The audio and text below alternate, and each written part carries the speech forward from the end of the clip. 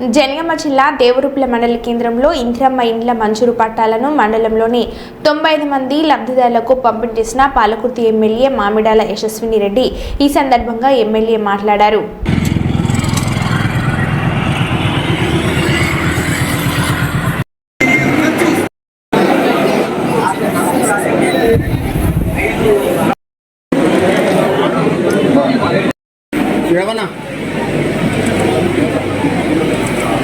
Next Kolkonda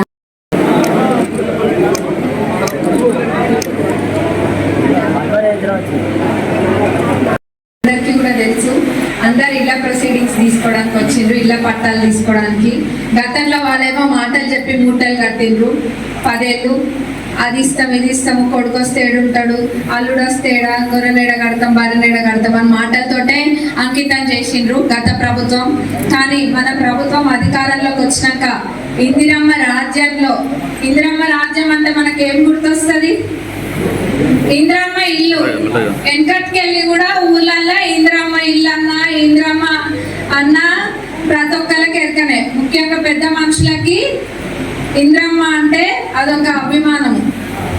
అట్లనే దాన్ని తలపించే విధంగా ఇప్పుడు కూడా ప్రతి ఒక్క పేద వాళ్ళకి ఖచ్చితంగా ఇందిరమ్మ ఇల్లు వచ్చి తీరితే పెట్టించే బాధ్యత నాది. మీరు ఆ రోజు గెలిపించిండ్రు, ఖచ్చితంగా మీ రుణం తీర్చుకుంటాం. ఇది 1వ విడత మాత్రమే, మీ అందరికీ తెలుసు కదా, ఇంకా 2 విడతలు